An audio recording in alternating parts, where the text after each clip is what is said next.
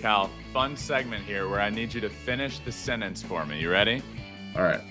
If nobody got me. Kyle Tucker got me. And that's the end of the segment. That's the only one we got.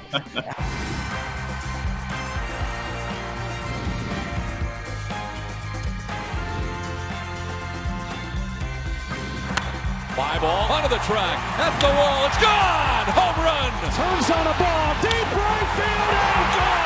What a game, what a moment.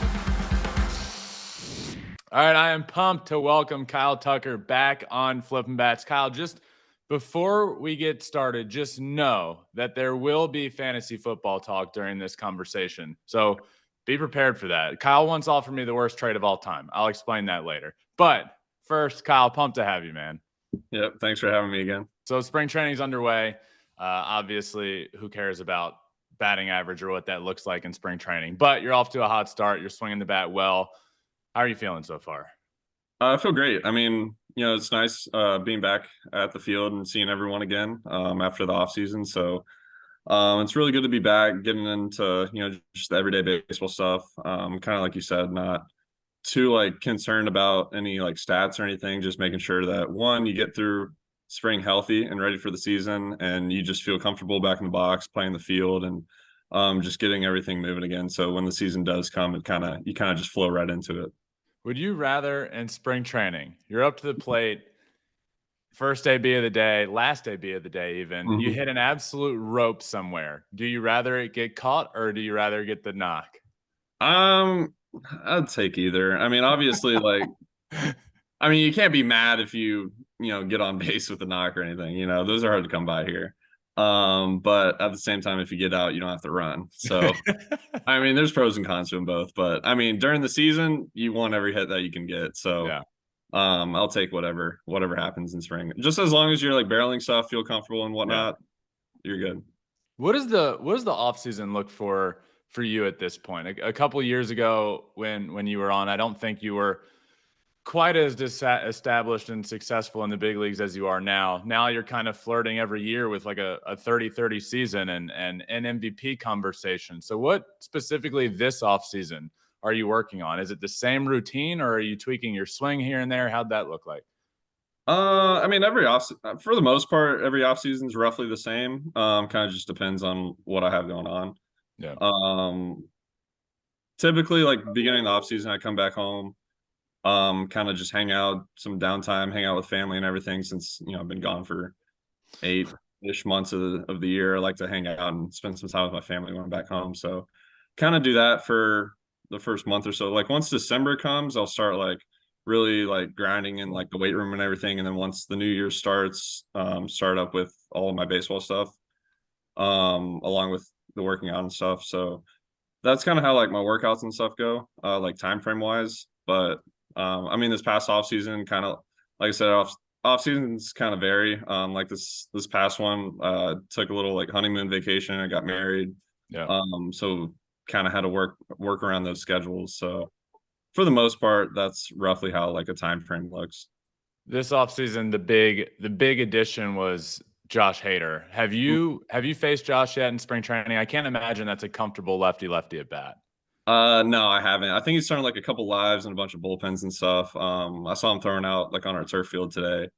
And I think he's only had his one appearance in a game so far, but I haven't faced him yet, and I've actually never faced him or seen him pitch in the big leagues yet. Because when he was with the Brewers, I don't think he threw against us, or he wasn't there. When I went and played them, he was back with the Padres. So, but I've never actually seen him pitch or anything in the big leagues in person. But I've seen all of his numbers and his stuff on video and everything, and I'm happy to not be in the box during that time period. So. We're extremely happy to have him, and I'm sure he's going to do a phenomenal job over the course of his years. It really was. It was a big offseason for you guys. Just about a month ago, Altuve signed a contract to stay with the Astros for the rest of his career. Really, how great is it to know that Altuve is going to be staying in that clubhouse? He's always felt like a leader in there. Yeah, it's awesome. I mean, Jose, he's been with us forever, and hopefully finish the rest of his career with us as well. Yep. So I mean, he's been a big part of this organization. Everyone in the clubhouse loves him. He's a great person. And he gives everything he has out on the field every single day. So I was extremely happy to, hear that news break. And, he loves being in Houston, lives there full time. And, his family can really like settle in and not have to worry about anything the rest of the time. And I'm just, extremely happy for him. And, he's definitely earned everything that's come his way. Speaking of contracts, Kyle, you have 1 year left on arbitration. Dana Brown, GM, has vocalized that he would like to make you an Astro for life and feels like an extension will get done. He even at one point said, "We will get it done." So how are those talks going? Are there talks currently happening? What does that look like for you right now? I mean, like you said, I still have the rest of this season and next season still through arbitration. So my focus is always here and with this team and trying to win games and everything. So the contract stuff, like, yeah, it kind of plays a part in, your career and everything, but I'll just try and focus on everything I can do baseball wise to try and get better and help out the team. So I know there's no like real like hard like deadline or like time frame on stuff to be done or whatnot.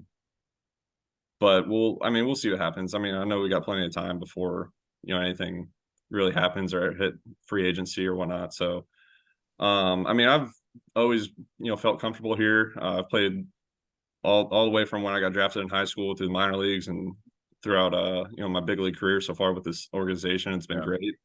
Our coaching staff, teammates, everyone's been phenomenal. So, I mean, we'll see what happens. Like I said, there's no real time frame on anything. Obviously, you don't want to prolong it and make it, a whole like lengthy thing. Yeah. So we'll see what happens. I know a lot of stuff kind of happens throughout spring training just because it's easier because you have a little bit more downtime and you don't have to focus on like the regular season games and playoffs. So we'll see what happens. Coming soon. So there's plenty of time, like you said. You got this year, then the year of arbitration. But in a perfect world for you, you'd get something done before you hit free agency. You'd like to be with the Astros. Yeah, I mean, like I said, I've felt comfortable here. Organization, everyone's been nothing but great towards me. Yeah.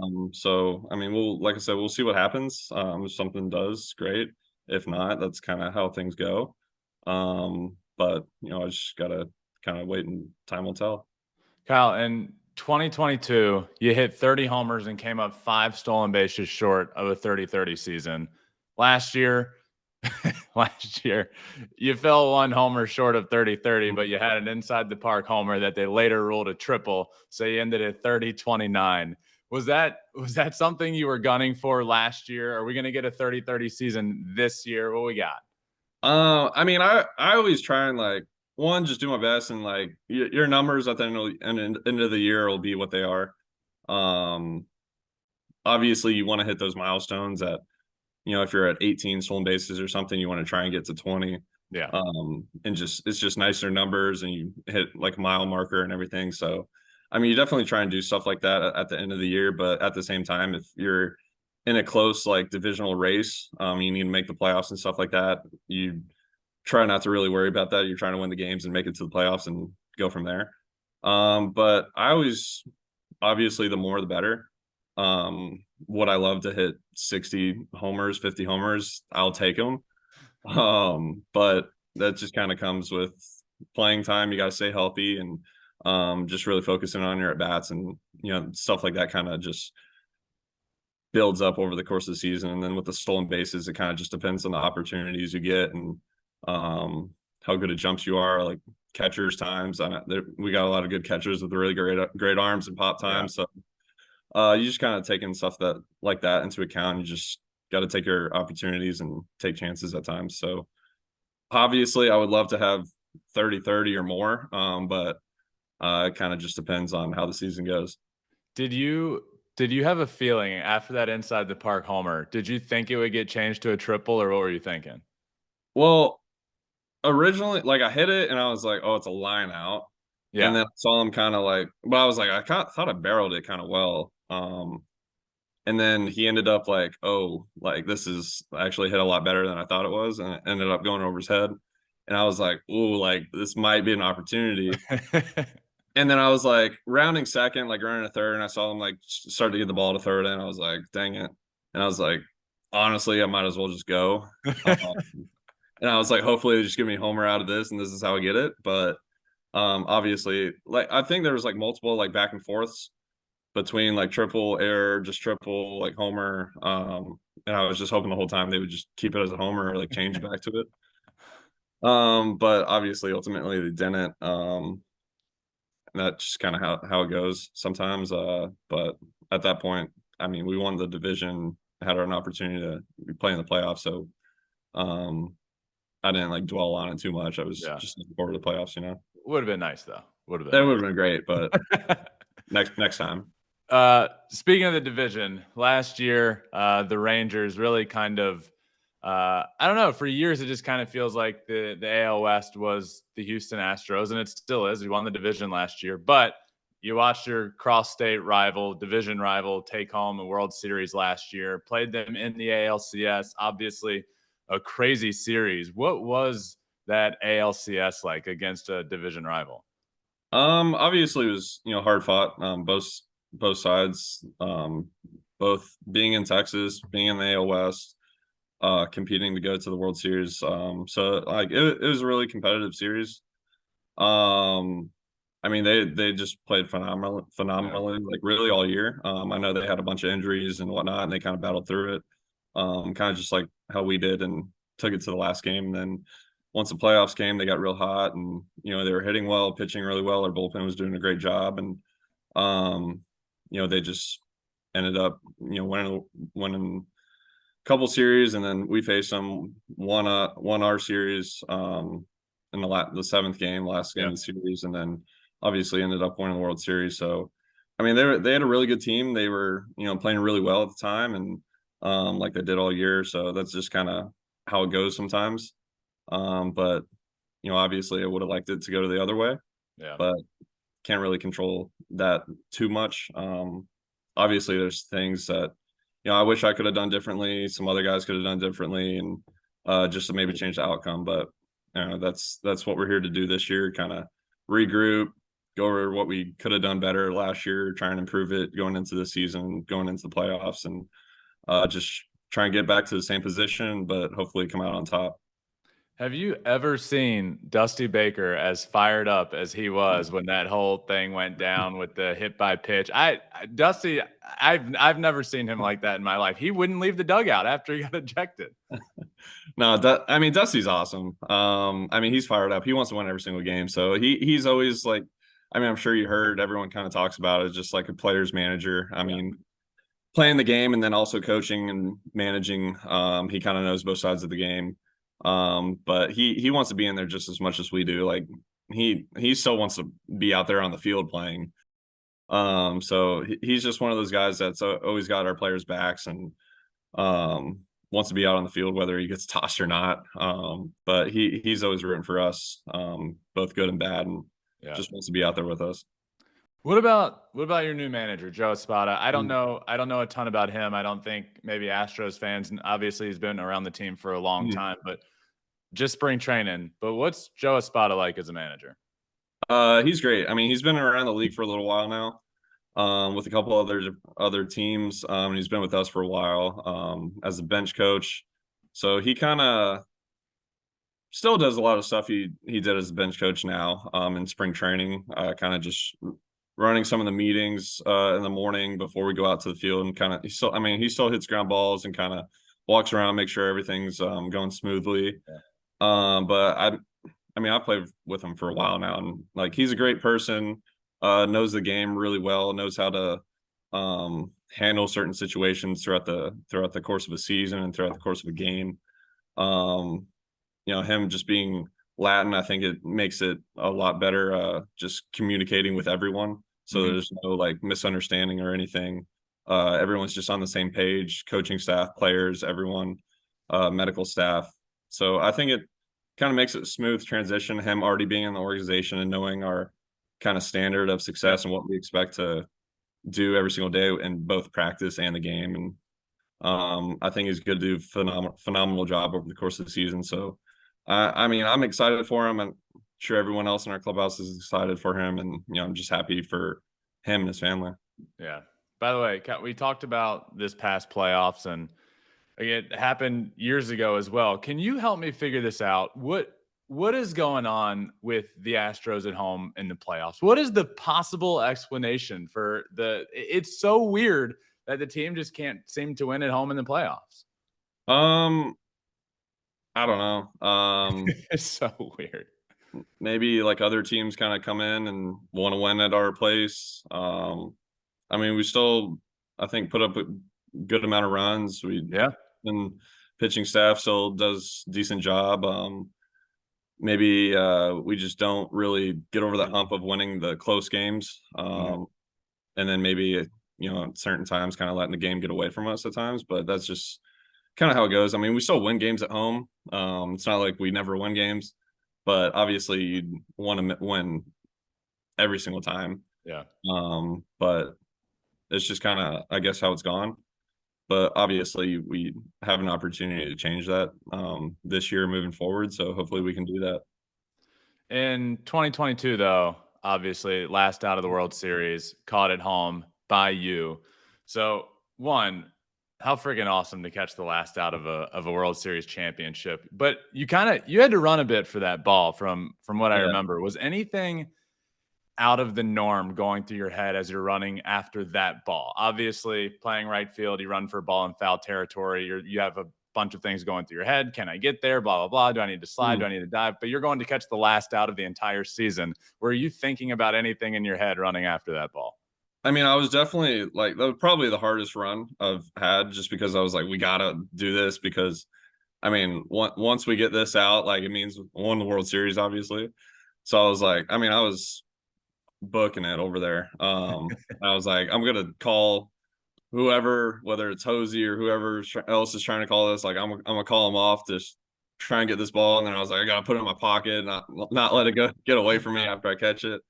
But I wasn't sure if it was gonna be kind of in the netting or foul territory or whatever. So I was just trying to get over there, and I mean, if it was, I was just gonna dive through the net or something. But I mean, obviously, stay and play, and we were able to make that last out and win the World Series. So that was a pretty special moment. Still have the ball and everything. So it was obviously one, pretty cool to win a World Series. And then two, to have the last out. I was gonna say, take me through the moments after you caught it. So you did put the ball in your pocket? Yeah, I still got the ball. I wasn't gonna let that go anywhere. And you turn around, I feel like Mancini was right there. The second you caught it, I thought he was gonna run right over me. He was I caught it, kind of spun around or whatever, and then I see him running at me like a train, and I was like, I gotta brace myself. But I mean, I could see the look on his face. He was so excited and everything. Obviously, just like everyone else was, but it was a pretty special moment. Where does that catch specifically for you personally rank in career moments for you? Not the fact of winning a World Series, but that catching the last out of a World Series. What's your favorite moment from your career so far? Obviously, I've probably had some better catches in terms of robbing a homer or diving or something. But in terms of special catches, that has to be number one, just because the last out of the World Series. So I'd probably rank that as number one in terms of that. But in terms of difficultness, I just kind of ran over and caught it. But obviously it has to be up there. Probably as number one in my career for catches, just because of that moment. Since you've been in the league, you've never not been in the ALCS, which is insane. Would you consider this Astros run of 7 straight ALCS appearances, 4 AL pennants in 7 years, and 2 World Series titles a dynasty? Probably. I mean, just having the opportunity to play, because I feel like a lot of people can play 10 plus years and never have an opportunity to play in an AL or NLCS or have an opportunity to play in a World Series, and just having teams over the course of the 7 or 8 years or so, just being able to maintain that and winning. Obviously, we wish we could have won a couple more, but just winning a few World Series and just being able to be in that opportunity and everything, I kind of think speaks volumes to the kind of players that we have just year in and year out, and the kind of coaching staff and the organization that we are. But yeah, I mean, I think it's been, extremely special. Like I said, people don't really have opportunities like this all the time, and Yeah. we've been very fortunate enough to have this, for the past 7-8 years. Yeah, I agree with you. It's insane, especially in baseball, where there's really no repeating in baseball. It's only happened a couple times in history, and to be that consistent for the better part of a decade in this sport with multiple titles included. I've been saying it since the last one in 22. I do think what the Astros are in the midst of right now would be considered a dynasty, but season's about to begin. You get to do it all again, and this year, and starts in just a few days, really. Opening day, Kyle Tucker comes up to the plate. We expecting batting gloves or no batting gloves on opening day? What's that look like? I always love how this is always like a big topic, like only for like me, because like everyone else wears batting gloves, so it's like normal. But because I think you. Here's what I personally think. I think you wanted to be a no batting gloves guy, but I think you're a little superstitious. So I think when it's not going well, then you switch to batting gloves. Yeah. But then there's been a lot of switches in the career. So I just feel like you're now known as the guy that's like, hey, what's he gonna do? I don't know. It kind of depends on how he's feeling. Yeah. No. I mean, I'll be rocking them this year. At least, obviously, as long as I can have success with them, I'll keep rocking them. Kind of like how you were saying, like if I'm not wearing, like I never really wore them too much. I was just like sporadically kind of wear them, but that was kind of more of I was struggling, just kind of trying to find a swing and kind of just a different feel at the box. So that was kind of one of the reasons why I would like wear them every now and then. Yeah. And then last year I just started hitting well when I was wearing them, and I just didn't want to take them off because I was like, maybe I'm not going to hit as well. So that's kind of, and then I wore them for a better part of last year. So I'll at least stick with them for now during the season. Yeah. All right, Cal, fun segment here where I need you to finish the sentence for me. You ready? All right. If nobody got me, Kyle Tucker got me. And that's the end of the segment. That's the only one we got. How did this start? I don't know. I mean, obviously, like people throw up memes just throughout the year on like funny stuff or whatever. And I kind of I guess someone just kind of made it and run with it. And then obviously social media with fans and everything kind of just pick up on it and keep it going. So that's kind of how that started, and kind of with like the King Tuck stuff, like people just kind of rolled with it. Some people started wearing crowns in the stadium. Next thing you know, like a few more and stuff like that kind of just snowballs, and now the whole bleachers do it out there. It's cool. Yeah. So, I mean, I think it's great. I mean, I think it's interactive and it keeps, the fans engaged and enjoying it. So, yeah, I'm all for it. To the good stuff, Kyle, before we finish up. Fantasy football. Mm-hmm. You've become the commish of the Astros Fantasy Football League. I run my brother's team. One, how did you become the commissioner? How did you become the commissioner so quickly in this league? I have no idea. I think it was because I was never really into fantasy football before. Like I would just like kind of watch some games every now and then, and like I never really did it. And then like a few years ago, I was like talking with Jake Myers about it. And I was like, hey, I'll do it, like, but like I'm gonna need you to do it with me because I don't know what I'm doing. Yeah. So that's kind of how it started. And then just like I guess because I was just talking about it so much at the field or whatnot, like with other guys, they just assumed that I was going to be the commissioner. So that's kind of how that started. And then I was like, I guess I got to do it. So I don't know how it all started, but that's kind of how it's gone. You, a couple of years ago, I think it was not this past season, 2 ago, offered me Alvin Kamara for Christian McCaffrey. Do you think that is the worst trade offer of all time? No. I'm going to be honest. Last year in the playoffs, when I was down there working and covering, like talking to some Astros players, a lot of people saying, if Kyle Tucker offers you a trade, that you're about to be bamboozled. No. I think I was probably getting more of like a feel of where you were at, and then if like I could probably throw in like maybe another like wide receiver or like a maybe like a mid-tier tight end along with that, maybe like a 2 or 3 person kind of package with that for CMC. I think it could have worked. Yeah, but then you like to throw in little jabs in there, like, come on, this is fair, come on. And I think that was the week where Kamara put up like 50 something points, and then you texted me, you're like, maybe we should have done it. And then like later that night, McCaffrey put up another like 60, and you're like, all right, never mind. So I was like, God, like if he put up like in just an average week, we could have got it done. But dang. Kyle, always a pleasure, my friend. I appreciate you hopping on always. It means a ton. Big fan of yours. Come back on whenever you want, but good luck this year, man. I appreciate it. Yep. Thank you. Appreciate you for having me.